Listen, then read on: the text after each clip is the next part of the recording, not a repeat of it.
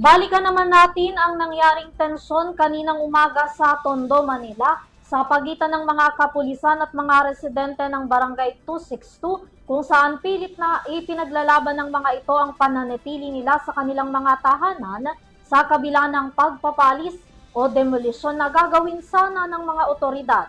Narito ang report. Nandito tayo ngayon sa Barangay 262 at 264 sa bahagi ng May Haliga Street dito sa Tondo, Manila kung saan nagaganap ang demolisyon sa pagitan ng mga kapulisan, demolition team at mga residente na maaapektuhan nito. Kanina, ilang beses nang nagbuka ng mga tubig ang fire protection ng PNP pero nakailang beses na yung dahil ko. Kung makikita ko nga dun sa aking naguran dun sa may gilid, dun sa may bandang mga yero, pilit din yan na binabaklas ng mga demolition team. Pero pilit din silang pinipigilan ng mga residente na nandun sa loob kung saan umabot pa nga sa binugaan sila ng fire extinguisher dahilan para umatras ng ating mga kapulisan. Sa kabila ng panawagan ng mga residente dito na huwag mo nang tuloy o itigil mo naman sa matala yung demolition, tuloy ngayong araw ang gagawing demolition. Ngayon paragyan ng lupa ang tensyon sa pagitan ng magkabilang grupo o sa pagitan ng mga demolition team at mga residente. Pero inaantay pa rin natin yung posibleng mangyari ang gagawin.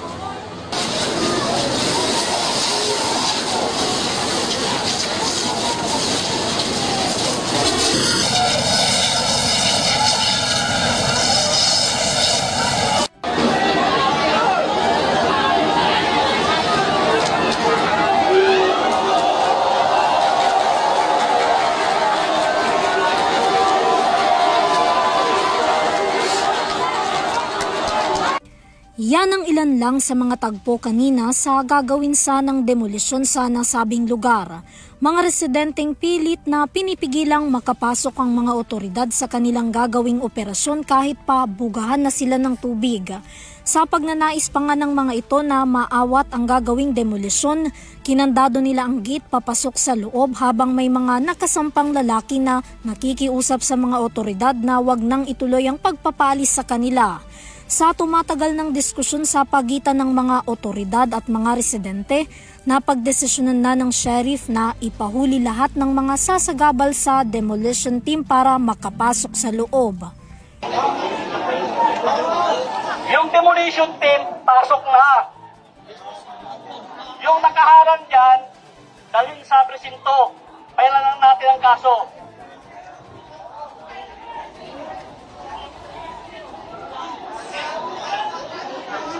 Lahat ng humaharang, pwedeng kasuhan ng obstruction. Kaya pwedeng taputin.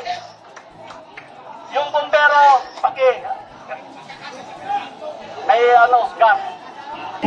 Nalakusok din na rin. Isa.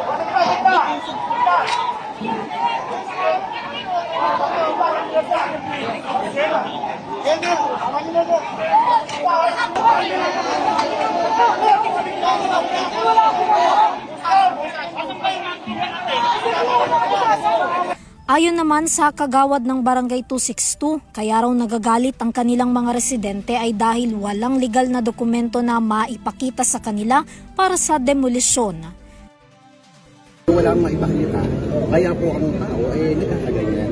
Kasi po talagang napigla, kasi yung usapin po ay bago pa mag-election period. Tapos agad, natapos ng election period, ang akala ng tao matatagal na pa. Biglang sinabi sa amin sa barangay, Miyerkules ng gabi, darating na Lunes ay meron na mangyayaring ganyan. Yes, yun lang naman, yun. Para yun, tulad ng sinabi ko, para mapaghandaan. Mas malaya nilang maaayos ang kanilang mga kagamitan. Diba, makakapag-desisyon sila ng kasi napakabilis.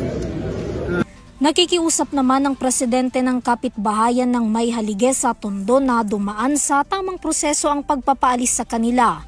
Ipinahayag din ito na handa silang lumipat ng matitirhan basta mapatunayang legal ang kanilang gagawing demolisyon. Best effort po kami.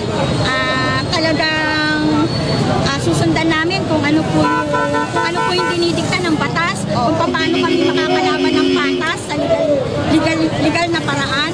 Ngayon, pag pumating po kami sa dulo, kung ano po po talaga yung patas na desisyon sa amin ng korte, edi, ano naman kami? Willing naman po. Willing naman po kami. Ang sa amin, ine-exert po namin ang lahat ng karapatan namin kasi hindi mo kami masisisi. Oo nga po. Oo nga po, sabi nga po nila, di po ba hindi namin pag-aari yan, pero kami na po yung nagyaman yan.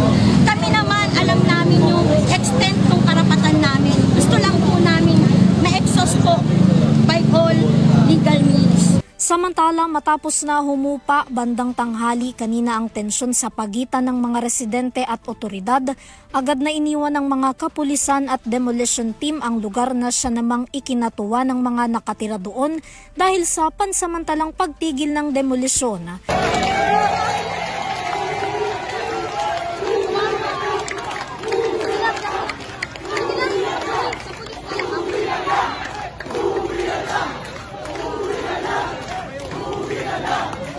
Tinataya namang aabot sa 1,000 individual ang maaapektuhan ng demolisyon sa Barangay 262 pa lang daw.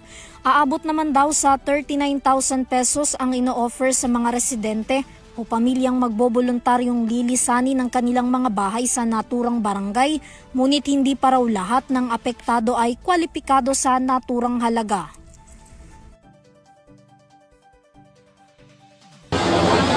Mula dito sa Tondo, Manila para sa Vanessa Rio, para sa bawat Pilipino.